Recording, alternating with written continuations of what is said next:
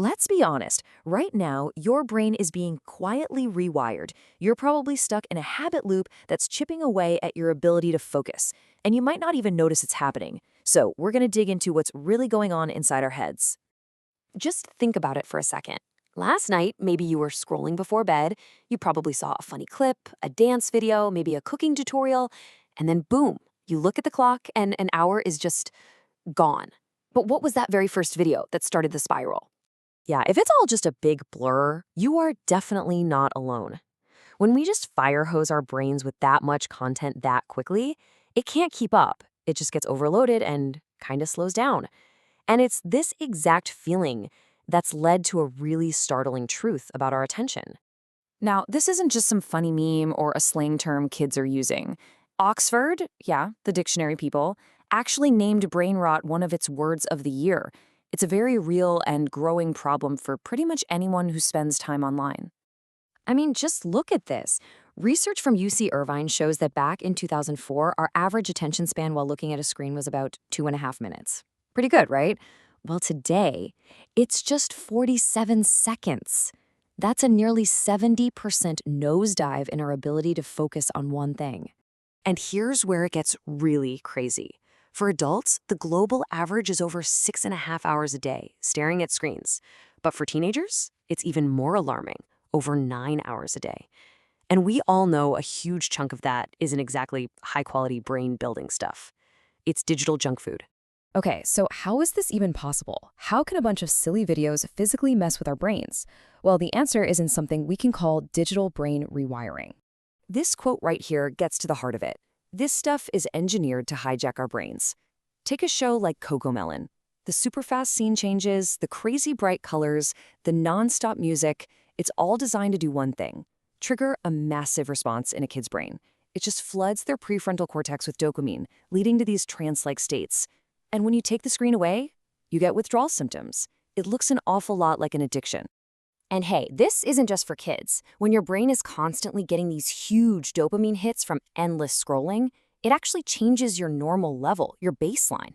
So to balance things out, your brain makes it harder to feel pleasure from normal, everyday life. This is exactly why you get irrationally angry when the Wi-Fi buffers for 2 seconds, or why a real-life conversation can suddenly feel painfully boring. And there's another thing happening too. It's called cognitive offloading, or the Google effect. Basically, our brains have learned that if we just look something up, there's no real reason to remember it. So instead of actually building knowledge, we're just training ourselves to be expert searchers. The result? Weaker memories and less creativity. Since real creativity is all about connecting old ideas in new ways. But here's maybe the most terrifying part of all this.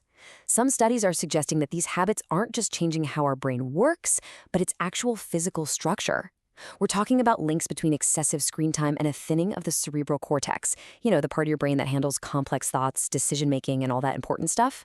So why are we so vulnerable to this? I mean, why are our brains so easily hijacked? It all comes down to a huge mismatch between our ancient Stone Age brains and this brand new digital world. Check this out. If you squish all of human history into a single calendar year, smartphones and the internet literally show up in the last 4 seconds of New Year's Eve. 4 seconds.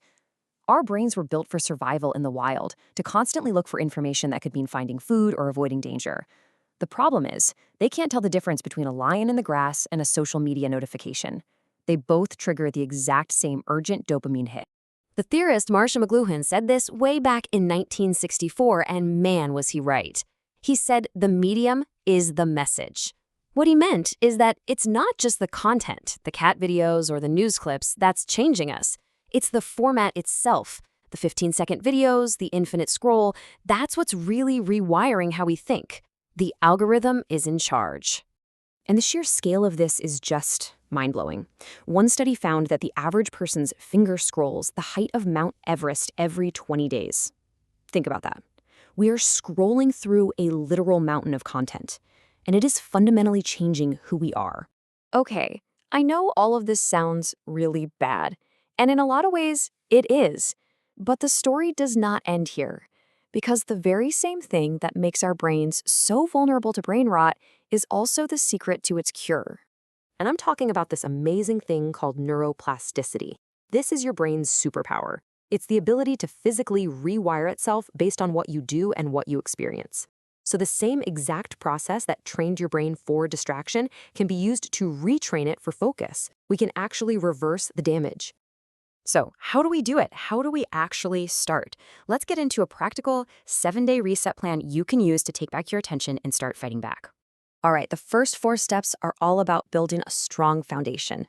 Number 1, you gotta admit there's a problem. Checking your phone almost 100 times a day isn't normal.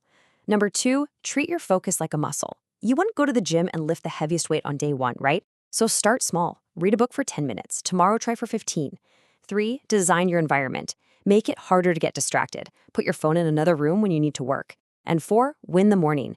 Do not start your day with that dopamine fire hose. Meditate, take a walk, journal, anything but scrolling first thing. Next up, we gotta actively rebalance your brain. Step 5, and this is a big one, practice doing nothing. Spend 1 hour a day with 0 inputs. No phone, no TV, no podcasts. Just you and your thoughts. It literally resets your dopamine system.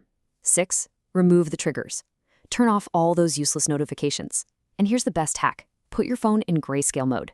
7, go live in the real world. Play a sport, learn guitar, go for a hike.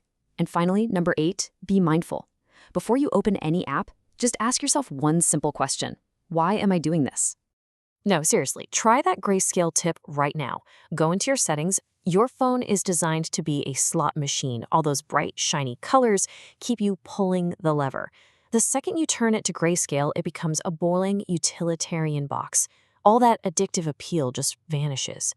So let's just do a super quick recap of the game plan. 1, admit you have a problem. 2, train your focus like a muscle. 3, design your space. 4, win the morning. 5, spend an hour doing nothing. 6, make your phone boring. 7, get out and live in the real world. And 8, always consume with intention. And you know what?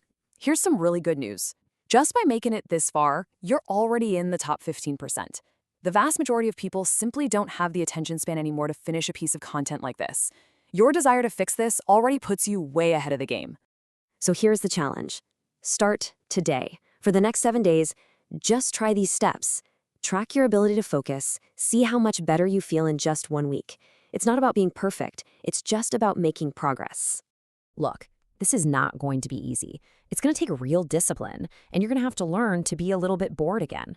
But all huge transformations are built on a foundation of small victories. The choice right now is yours. So what's the one change you're going to make starting today?